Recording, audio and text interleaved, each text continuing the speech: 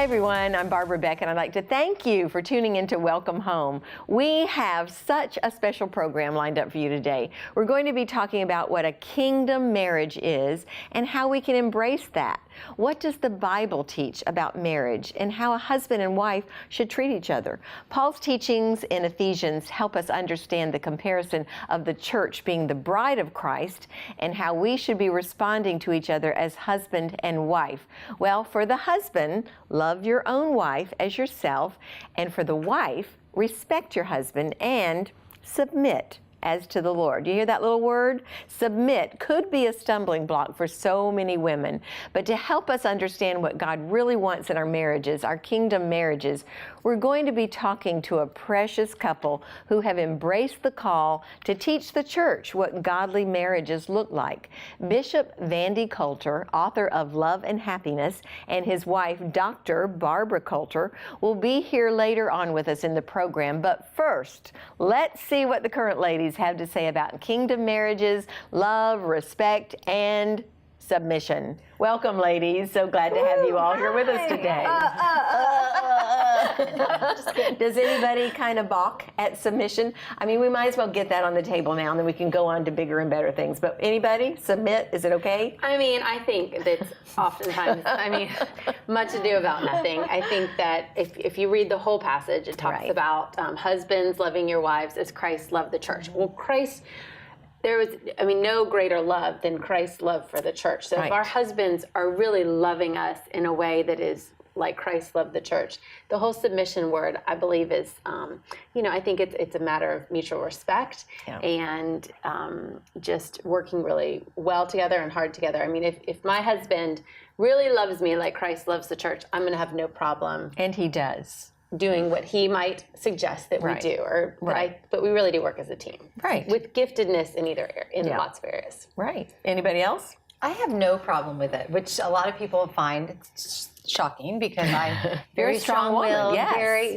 successful. But I think if I think about it long and hard, that verse saying, but they have to love us like Christ loved the church. So women, we're good. But then I think about my mom and how much she respected and loved and submitted to my father well, but not laid down and like a doormat too. But she used to say to me, there are times in your marriage, Leanne, where you might not feel like going out to dinner or whatever, but if your husband would like you to do that, you really just need to do it. And I remember thinking, that's kind of weird, but as I grew up and got married, and I did understand it, I think especially if you're a strong woman, you really need to make sure your husband feels like he is the head of your household and that your strong personality is not overtaking that. And so I have no problem with it, but I think it's probably because my mom modeled it well. And again, the husbands have such a big responsibility towards us. So you talk about big personality. And she looks over here at me like, do you? Well, let me just tell you, this is really funny. We've been married for almost 21 years. And there were people that were taking bets, Barbara, when we got married. Wow. That it was going to last about 6 weeks. Really? Because I have such a big personality and I am opinionated and strong-willed. And that it really is me. If I believe something, that's why we like I believe what I believe. And we love that about you, Deborah. But that's just the truth. Yeah. However, we don't have a problem in the area of submission in our marriage. And people that thought that it wasn't going to last, ha, ha, ha, ha, ha. Because here we are, 21 years later, and we're both still happy and smiling. Now, will I say that there aren't times when I don't necessarily agree with what my husband wants to do? Certainly there are times when I don't agree. And I state my opinion, what I would like to see happen, and then I respect his right as the leader of our house to do what he feels is best for us.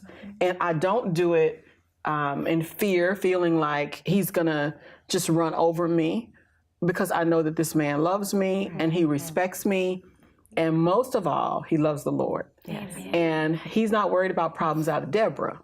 He's worried about problems out of the Lord if he doesn't do what is right in terms of taking care of us and loving us and things of that nature. So I don't have a problem with submission. And it's easy to respect somebody, much easier, or submit to somebody when you know that they love the Lord. And they have your best interest at heart. When you know that they love the Lord and that Right. they are submitting to God. Yes. Because that's the real deal with submission. I'm following him as he's following Christ. Yeah.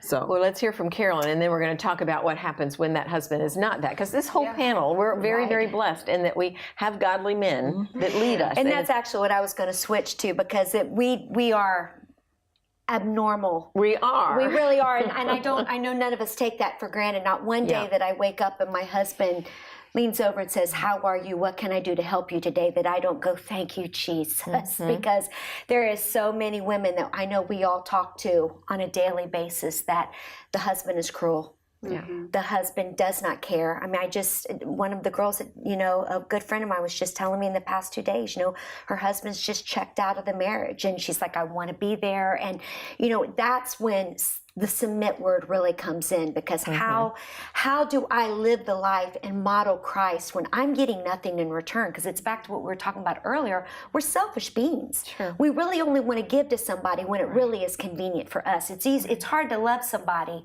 when they're really not giving love back. I mean, it just really is. And so, to me, I think that word submission, I just read a story about this one woman who she had got saved. She was over in another country, and her husband was a big drinker.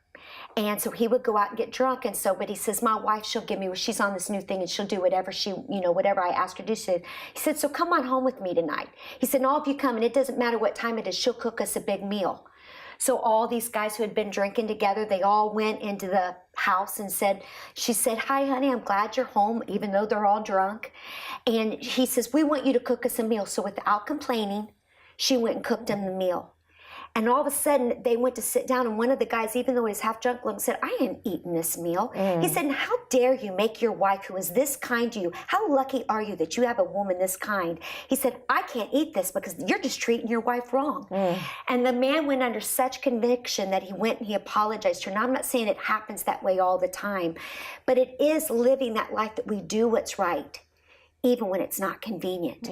And that's convicting to me, because it's easy for us to say, "Yeah, do what's right," when everything's perfect. Right. But these women who are really out there right now, who are being mistreated, that the husband tells them they're losers, some of them are being abused, which we all don't stand for that whatsoever. Right, God because is for it. there's a difference between the word submission Yes. and subservient. I'll do a little vocabulary lesson here. Thank Sub you. means under. Sub, if you're under the mission, then you're under a husband whose mission is to love you as Christ loved the I church. like that. So when you're subservient, you're under someone who is not necessarily serving the Lord, but he's expecting you to serve him. And a good Christian man is one who is a servant leader. He leads, and then you want to serve that person. You want to go along with that person in his mission. So I think sometimes a woman maybe who's not as mature in her walk or hasn't learned as much about the Bible will hear submit, and she balks at it because she thinks it means subservient.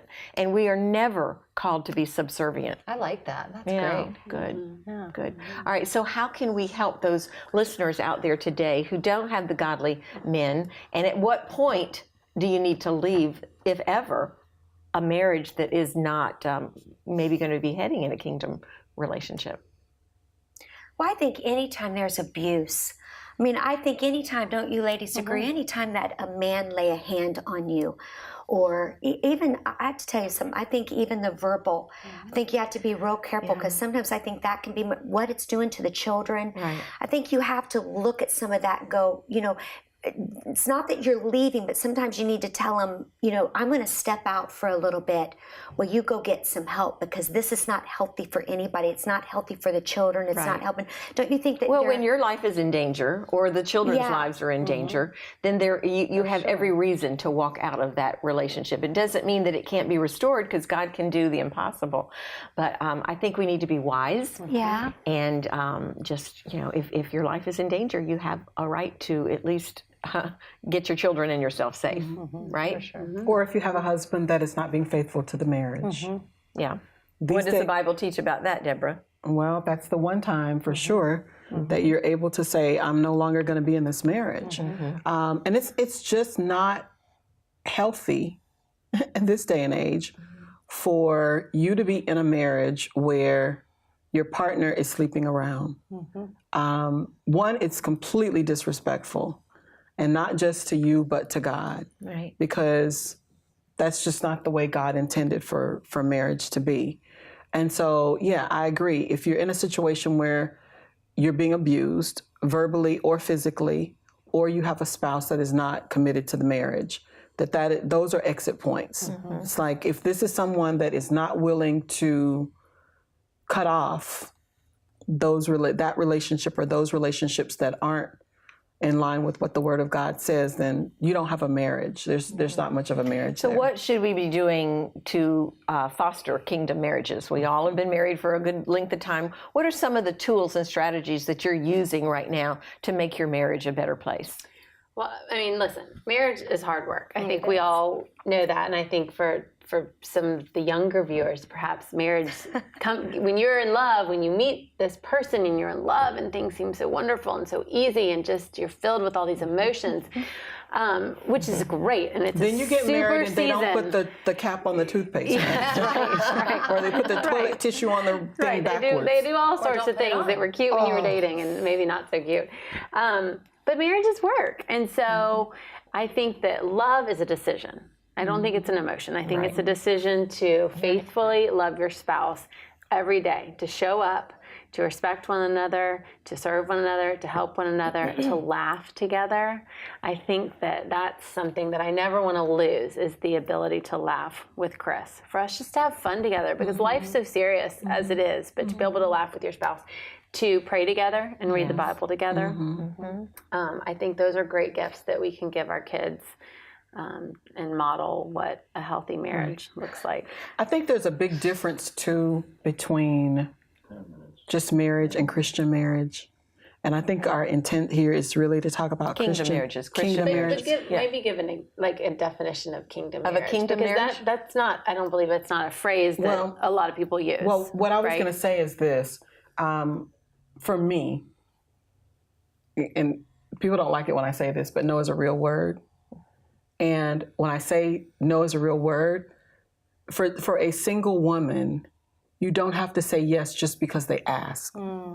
Just because someone proposes to you, you don't have to say yes to that. And if you want a kingdom marriage, it has to be built on kingdom principles, which means I'm not going to get hooked up with some guy that is not committed to his relationship with the Lord. Amen. If he's not committed to his relationship with the Lord, the likelihood that he's going to be committed to you in marriage is pretty darn slim. Right. And so in a lot of cases, you probably won't have the likelihood of you having certain issues won't even be there if you start the marriage off with the right foundation. Right. The Bible clearly says not to be unequally yoked with an unbeliever. So you can't have a kingdom marriage unless both people are committed to living their life according to the Word of God. Where Christ is central. Where Christ is central. And if you're married, and because a lot of times people get married and they're not Christians, they're not saved. Then you have a little bit of can have a little bit of a challenge, because now you're trying to have a marriage and you're living it based on the principles of the world. Divorce, over 50% of marriages end in divorce. You start talking about second marriages, that number is about 65%. So the likelihood that you are going to have a successful marriage and one that has longevity is very slim unless you commit to something that is going to give you the foundation that you need to be able to build that life. And even at best, it's still difficult. Do you think most people go into marriage being committed to having it last forever? That's what, it's funny you said that, because that's what I was going to say. I think most people now get into marriage going, well, if you don't make me happy, and really it's if you don't give me what I need, or if I get a little uncomfortable here, I'm just moving on. Right. And, you know, I always have a saying that if grass looks greener on the other side, be careful, it might just be a septic tank underneath there. And, you know, it's like I was telling one of my, isn't it true? So good. But it is true. And, you know, I heard this the other day. It says, you know, if we as married people would keep courting, it'd keep more marriages out of court. But you know what? I don't know if I really think that people, because if you look at the statistics, there are less people getting married. They don't want to get married. They don't want a commitment. I think innately we know that marriage was intended to be a one-on-one lifetime thing. You have people now, they don't need to get married. We can just live together, and when I'm tired of you, it's over and I move on to the next one. So I think most people that make that commitment, I think they want to believe that it's going to work. That it's going to work. Maybe. Well, I think they do. And I don't know. My husband and I met when we were in high school. We were high school sweethearts, and both of our parents are still married, and both of our parents are believers. And so divorce wasn't even an option. So I think that is part of the problems. If you're a Christian and you believe, then it can't even be an option. Right. Because, I heard somebody say if they cheat on you, and I've seen marriages where a spouse has gone astray, but if you both are believers, and there can be repentance and there can be wholeness, Absolutely. and so but the problem with our society is we're such a quick throw it away type thing that I think that whole, and it's so interesting you said that fewer people are getting married, but the divorce rate's still the same. So look at that, so it's still happening so prevalently, and I think you just have to, it can't be an option if you're a believer. And that was us. Before we got married, we literally sat down and had a conversation, and we agreed that divorce was not an option for us. Now, how do you make that decision before you've ever said I do? It's based on our faith and what we believe about Christian marriage. So, but I didn't make that decision with somebody that I couldn't respect.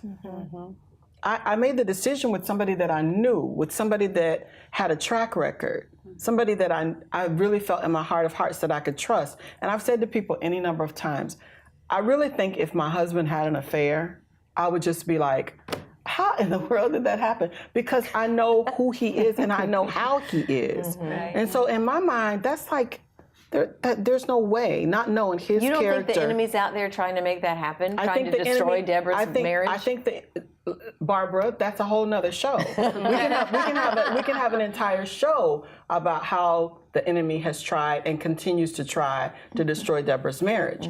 But I'm not married to the enemy. I'm married to Alan Wiggins. And I know this person and I know his character. And I really believe that it is more about him honoring the commitment that he made to God, and not just the commitment he made to me.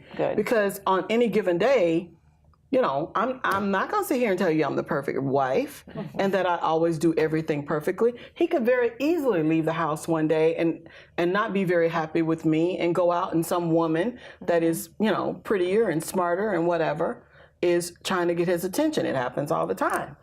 But he has to be able to stand and say, you know what? It's not just about my wife. It is about my relationship with God.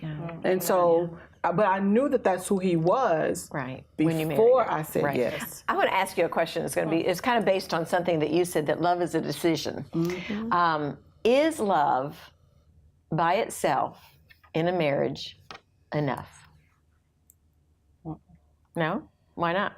Well, because I think, have y'all read Bob Goff's book, Love Does? So it's like love in action, but not just by itself, because I think love can be a feeling. And remember we said, above all, the heart is deceitful. And so it has to be a daily decision, to make, following the Lord, We're going to make good choices, and we're going to, and I do think that marriage, like we were talking earlier, you have to work on your marriage. You cannot, it is not like everything has, you have to either go to a marriage retreat every once in a while, pray together, whatever it is, but it's love just by itself, I don't think is enough. Anybody else have an opinion on that? Well, I don't know. For me, I'm just sitting here just thinking, I want people who are watching today to be encouraged today that marriage really is a good thing, because, because it is tough. It is tough, wonderful, but it is wonderful. And I think that there is things, people who are watching, that they're in bad marriages right now, there's hope. I mean, us that are sitting up here today, we're having a good time in marriage, but it's not because it just happens. And for those who go, well, if I was married to a good man, no, maybe I'd have a great marriage. No, it doesn't. You have to be a good woman. It takes two to tango. And I told my husband one time, I said, I didn't get in marriage. If divorce is not an option, I didn't get into marriage just to survive. I want to thrive. I want to have fun. Doesn't mean I enjoy every day. It doesn't mean everything is perfect. But it means today, what did I do to get up this morning to go, babe, what can I do to make your day better? And so I did. I made a little smoothie for him, tried to make sure the kids were okay. And I asked my daughter the other day, and that sounds... I did nothing. mean, that's okay. I got But my stuff and ran out the honey, the house. night isn't over with. You can still make it up. But you know, it is the truth. It's the little things that we can do. And I asked my daughter the other day, I said, honey, we were cooking, and I said, when you look at Dad and I's relationship, she's 12, I said, what do you learn from us that you want to take into maybe if you get married? And she looked at me, she goes, well, first of all, Mom, she goes, you and Dad really love each other. And she said, and not only that, she goes, I'm not saying that you guys don't have your disagreements. She said, but compared to other families, you all don't really fight. She said, because I watch you communicate. And I think for people who are out there, you just got to make a list of really what you want your life to look like. Don't you think? And begin to put some action steps. There is so many good marriage books that I just want people to be encouraged. Don't just survive. You can really thrive. But you got to sometimes give a little. You got to think of the other person. Well, I wanted to ask that too, but we're almost out of time. If we had one word that would describe what, or would say why my marriage is working, what's the most important component in your marriage? What's one word? And we're not going to say love because we know love's important, but it's not enough. Commitment. Commitment. Deborah? Acceptance. Acceptance. I have a word, but I'm not going to say it. I can't. No. No, Does it start with an S? No. That's important too. Lots of fun. Lots of fun. Fun. Kristen? Encouragement. And I would say forgiveness. I think there's so many different that's components. big. And That's I mean, big. right? That's big. Thank you for sharing, being good, so yeah. transparent. This is so wonderful to talk. We could do part 2, part 3, part 4. We don't have enough time. But Kingdom Marriages, viewers, is all about having Christ in the center of your marriage. We pray for you today that you'll have a godly marriage, that you will be able to submit one to another in your marriage. And we have more coming up. So don't go away. Stay with us. We have to set rules. Right. When we're in the intense moment of fellowship, an That's what argument. my wife calls I it. love An it. intense moment of Intense moment of fellowship, because I love that's her word. words. That's her thing. good. I love it. We don't cross the line. Yeah. You can't talk Can't go about out of bounds. you can't talk about what hurts me and poke Right. jabs. Okay.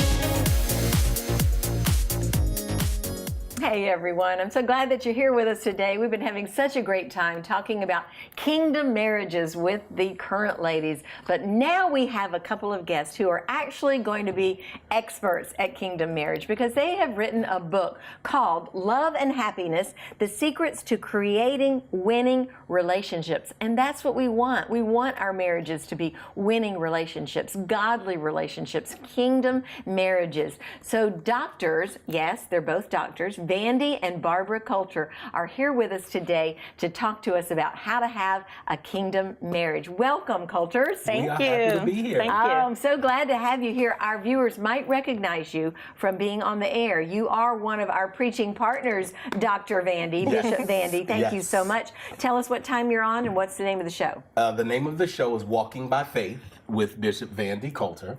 And they do get to see previews of us with Love and Happiness. As a matter of fact, last week we just aired a clip of Love and Happiness. Oh, good. And we're going to be Good. doing more of that.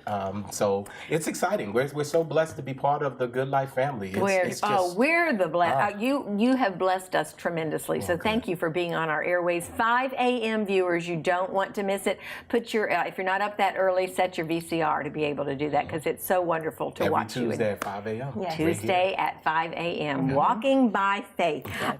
You authored this book, Love and Happiness. You are experts at marriage because you teach on this. Yes, we teach. And you have also been married for a little while, right? Yes. How long? You want me to tell it? No, let's let Barbara tell it. I'm not going to put you on the spot because you might not remember, Vandy. Barbara, tell us. He's really good. 17 years in July. That is amazing. And you have how many children? 2 wonderful daughters. 2 beautiful daughters Yes. who are how old? 13 and 15. Okay, that is great. Wonderful.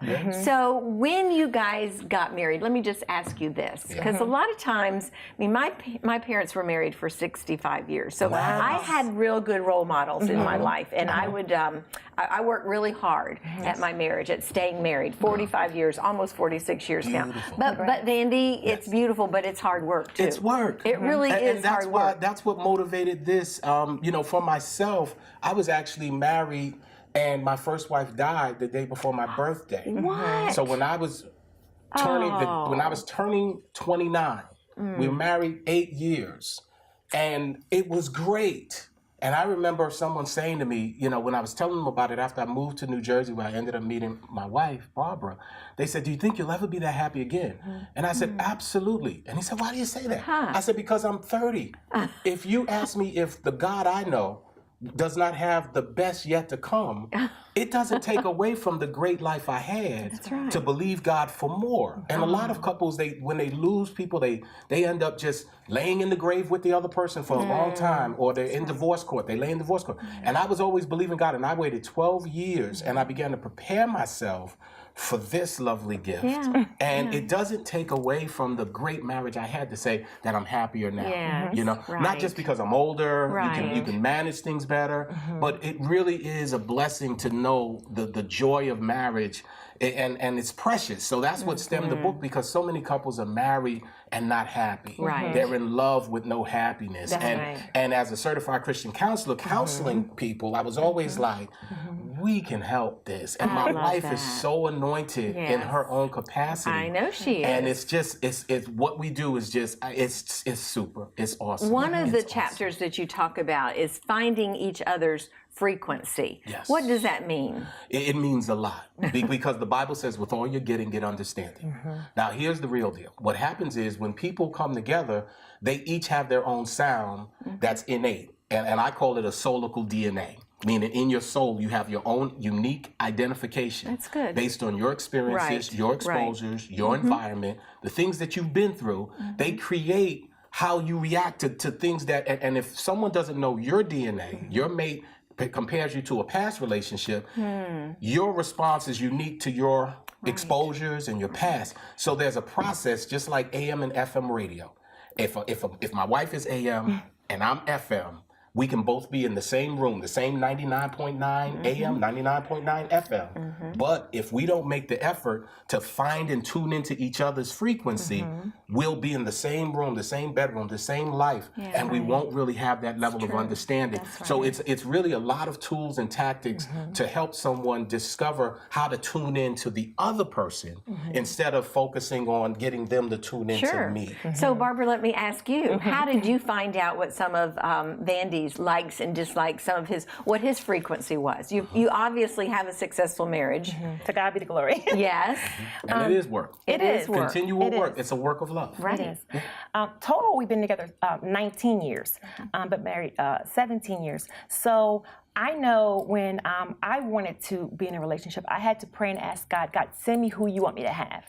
And so in finding my husband's frequency, I care about what he cares about.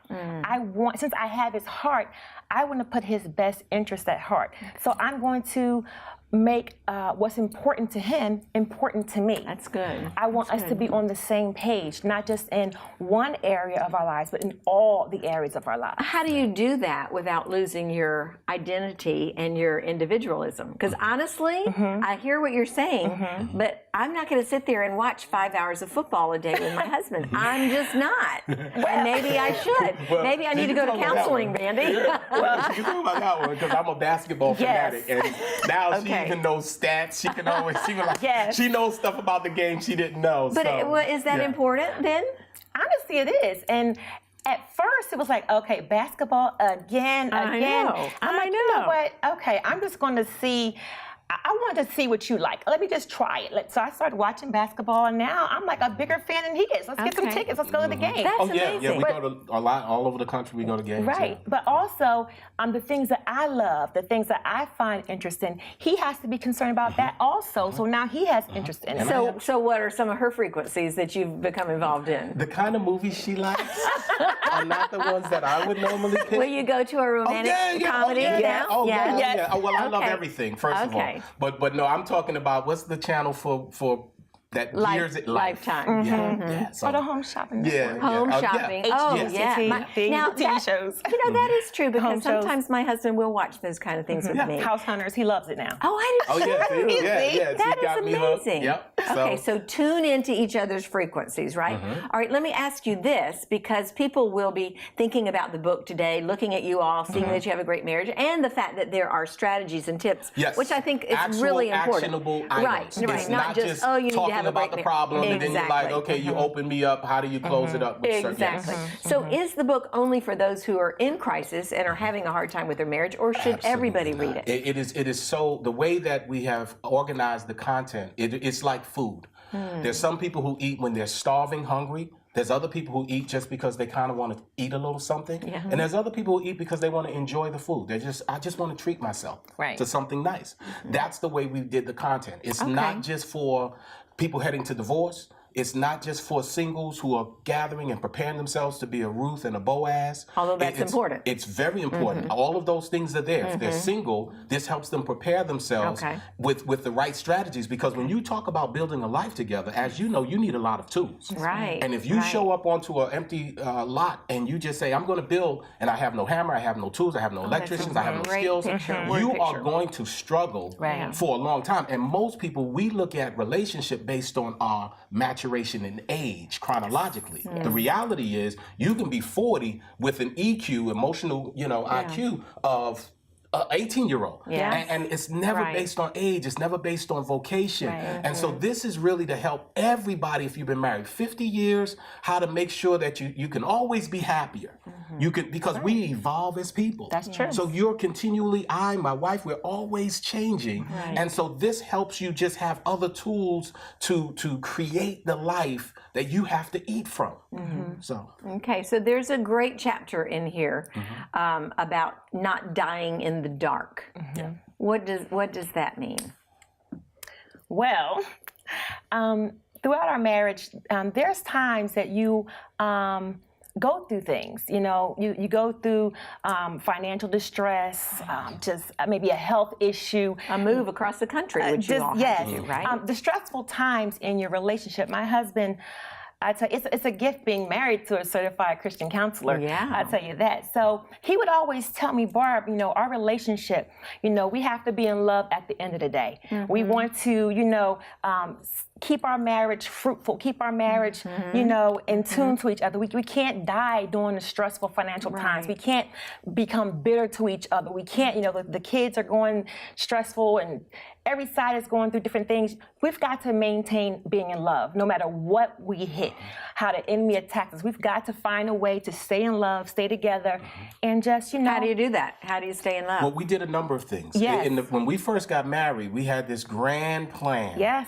She had her own business. I had mine. I had this merger in mind. We were getting ready to be on Easy Street.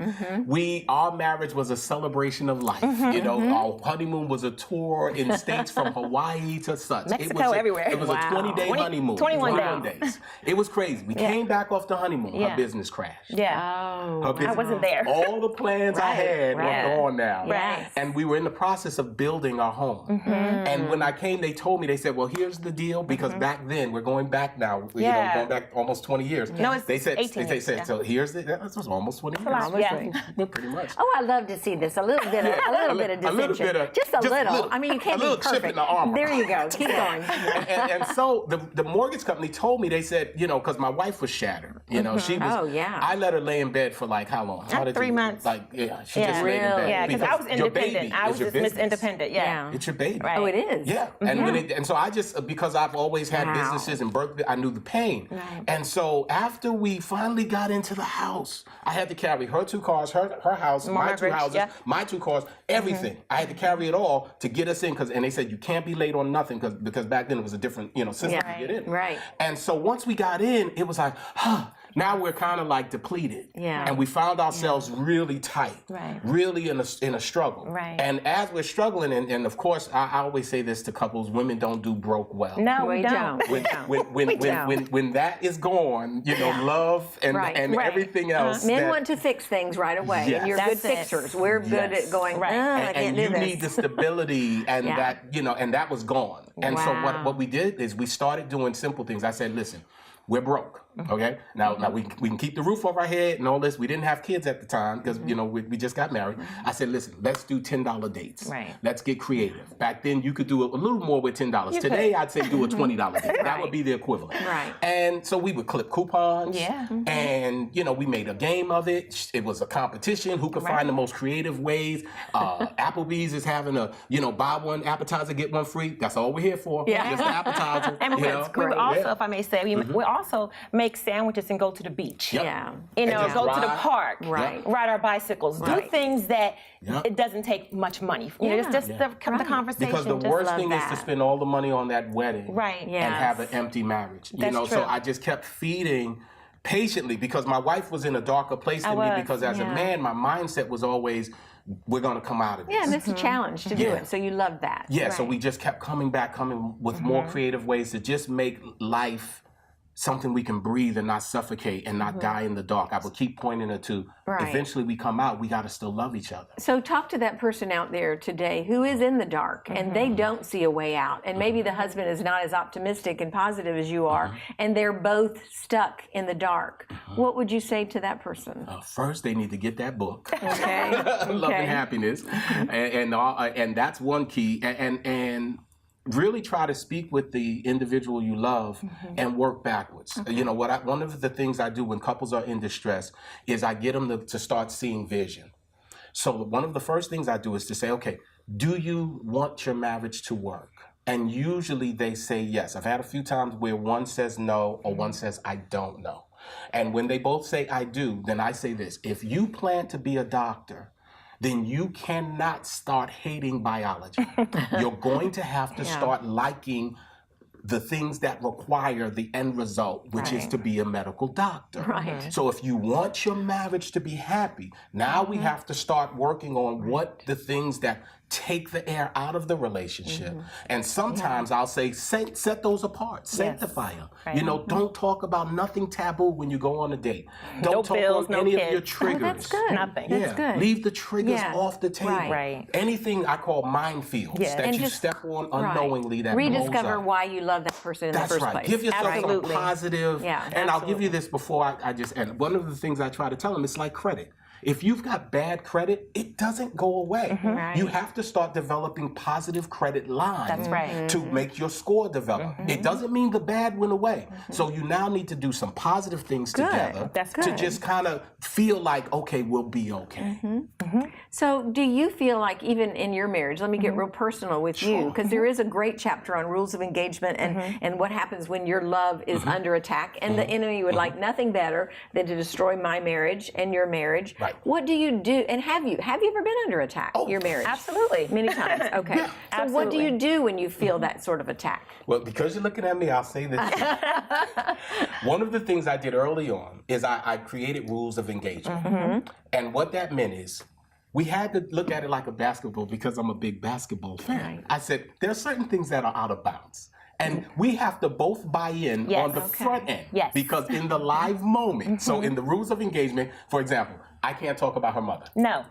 My mothers are off. If I say, Okay. you sound just like your mother, we are now escalating to... But she had to tell you that at some point, Well, no, right? she will blow up enough. You figured it out. Yes. Yes. I will Okay. figure it out. So basically, what he came up with, we have to set rules. Right. When we're in the intense moment of fellowship and That's what argument. my wife calls I it. love An it. intense moment of Intense fellowship. moment of fellowship, because I love that's her word. words. That's That's her thing. good. I love it. We don't cross the line. Yeah. You can't talk Can't go about out of bounds. you can't talk about what hurts me and poke jabs. Okay. Right. Don't talk about my mother. You don't talk about that and that. And what's your sensitive area? And so then he told me. Okay. So if either one of us crossed it on purpose, we know then we were just And you can trying call to a foul. be right. Okay.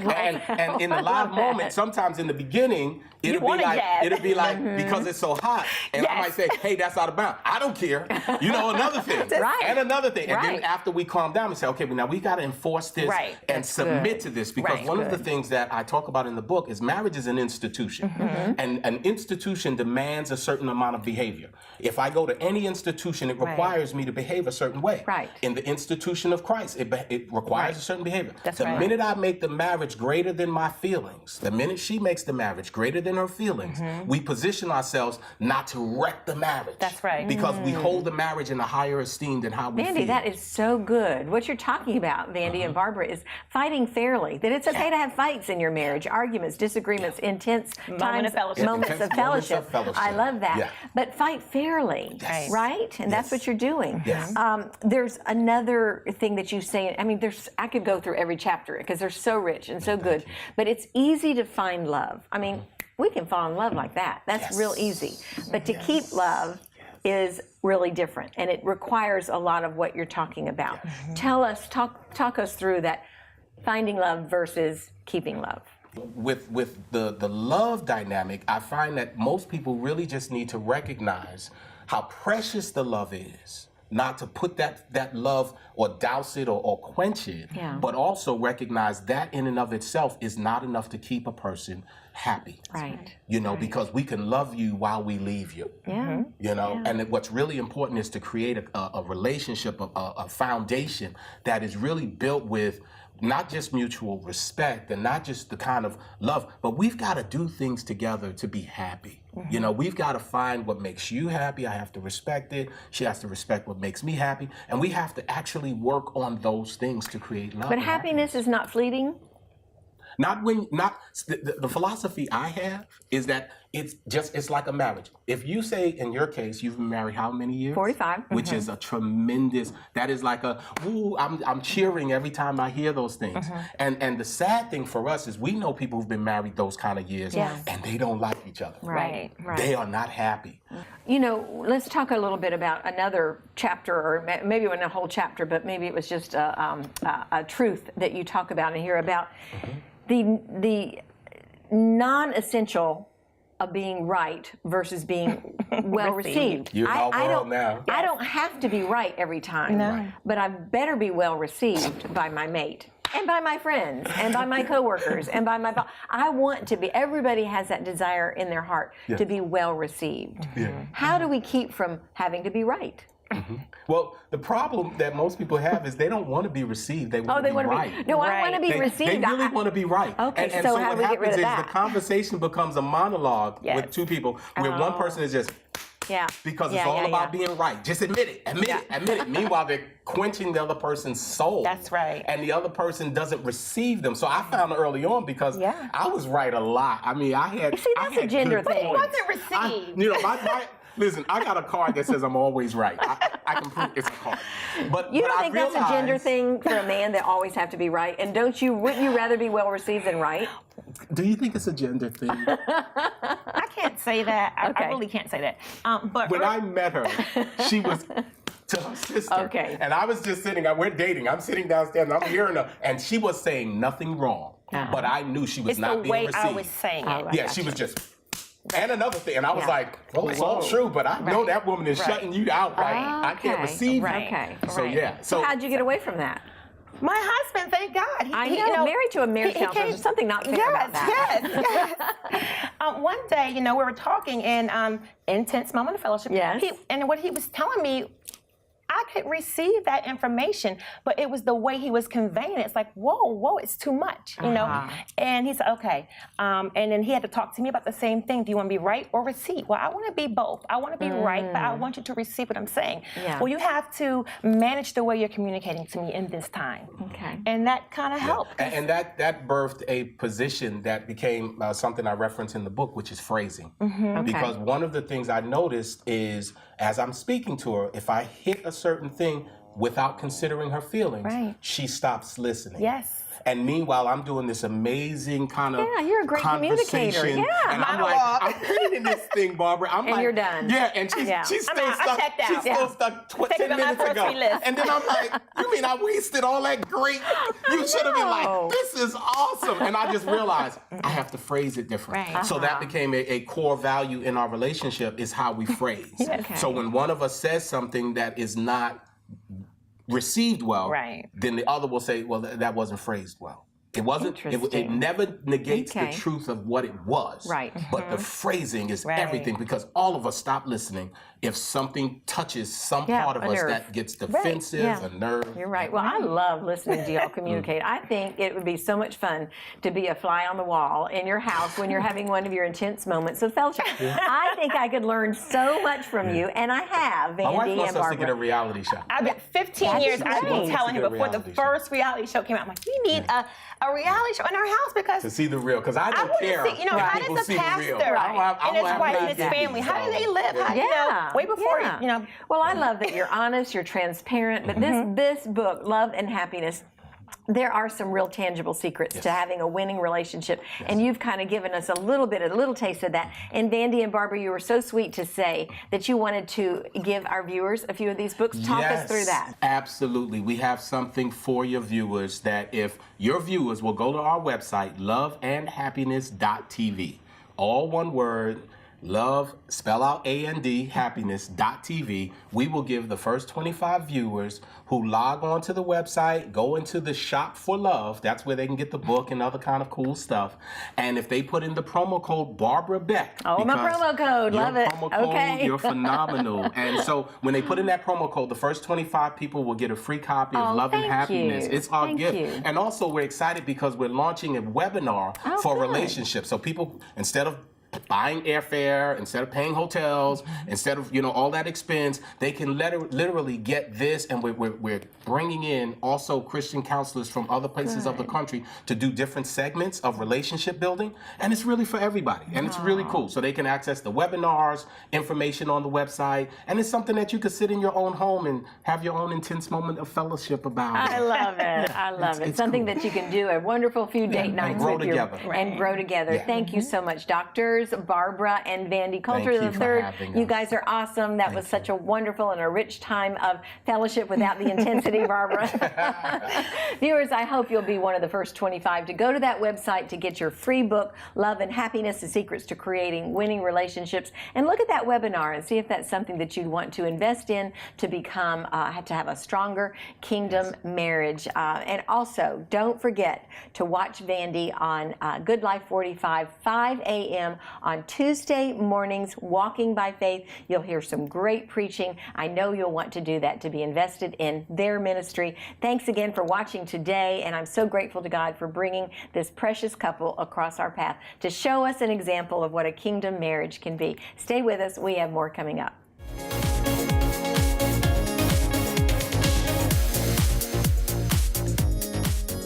Hey everyone, I'm so glad that you're here with us today. This is such an important program to be talking about kingdom marriages and the importance of having godly husbands and wives in the household to help our children along the way. And we brought a godly husband here today to talk to you about not only being a husband and having a kingdom marriage, but Pastor Jason Height of Lakeside Church in Oakland is here to make a wonderful announcement. We are so happy, Jason, to have you here with us today. Thank you for having me, Barbara. It's always a pleasure to be here. Thank you. So Kingdom Marriages, first of all, before you tell your exciting news, Kingdom Marriage with Caroline for how many years? 23. 23. And what makes it a kingdom marriage? Jesus. A whole lot of Jesus. A whole lot of Jesus. And in Absolutely. my case, a whole lot of forgiveness. Yes, grace, all those things. Yeah. Absolutely. Well, I appreciate you all and just the great example that you are there at Lakeside and your preaching. And as you know, we got to know you a few months ago and had you and Caroline on to do the marriage game show, and it was so much fun. And then we're like, Lord, is he supposed to be one of our preaching partners? Wow. And what did the Lord say? Yeah, Yeah, he said yes. Absolutely, absolutely. We're so excited about that.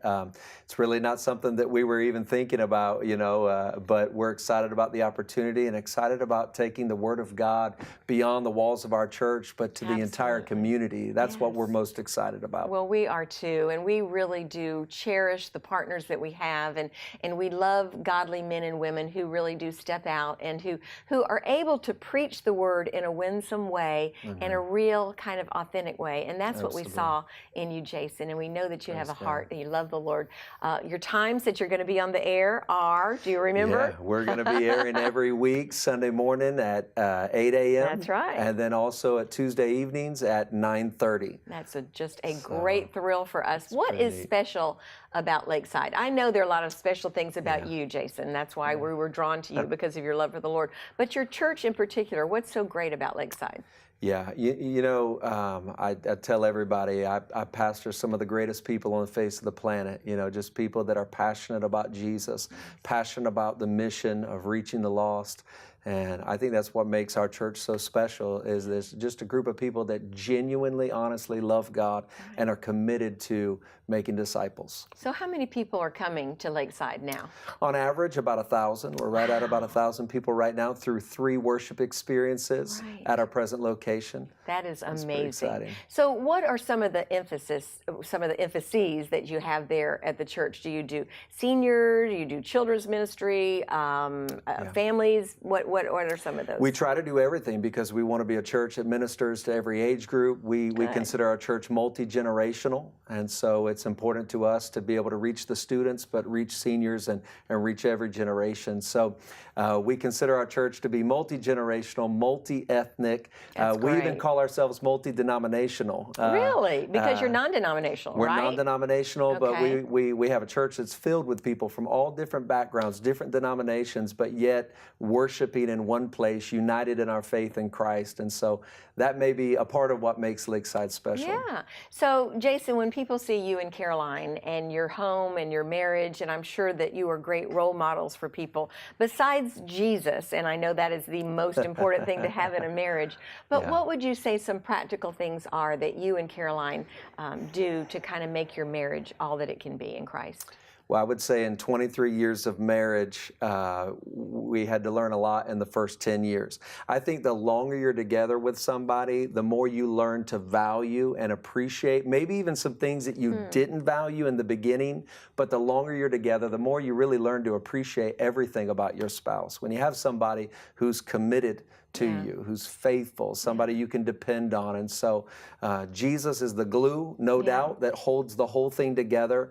And then it's just learning to value and appreciate one another and seeing those things in one another. So, Jason, how do you do that? Do you verbally do that? Do you take her out on dates? What are some really tangible things that you've done with Caroline through these 23 years? By the way, we're 46 years, so you've been married half as long as we have. What are some practical, tangible things? That's awesome. Definitely just spending time. I think time is one of the most important things, pastoring a church or whatever job, whatever profession you have.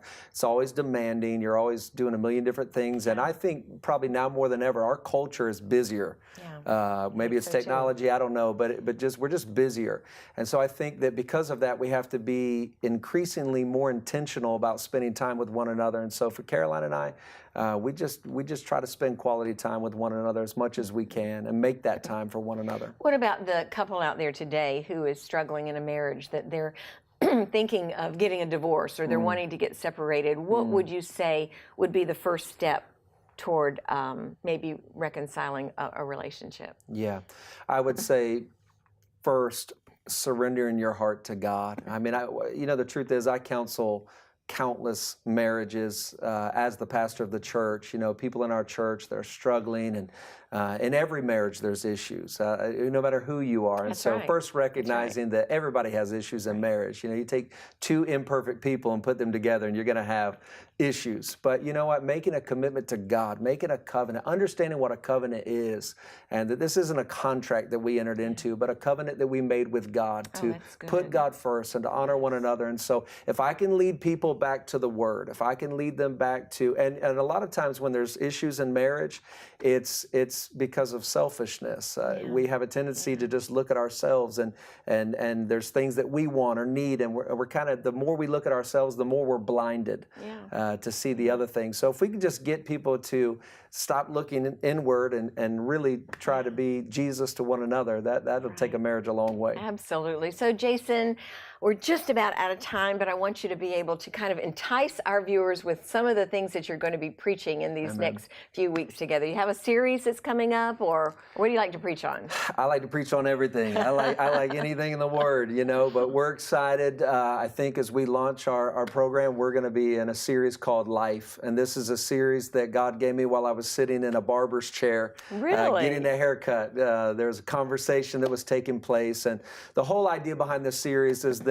if we're not careful, we don't appreciate life. We don't value life. And life is precious. Life is a gift. And I think in this series, I'll explain, even in our society, there's a devaluing of life. But Jesus came so that we would have life and that we would have it more abundant. And so in this series, we're going to teach on living the abundant life, appreciating life.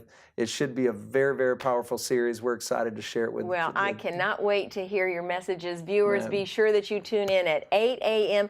or get that, what is it called, your record things, the DVR set? Yes. Is that too old-fashioned? That works. That works? DVR. Tape it, go to your app, go to our website, do something to be able to watch Jason at 8 a.m. on Sunday mornings, at 9:30 on Tuesday evenings, right? That's right. To hear Jason Height of Lakeside Church. He's going to have some great messages for you, not just on marriage, but on life itself. We are honored and so excited to have Jason over our airways. Stay with us, viewers. We have more coming up.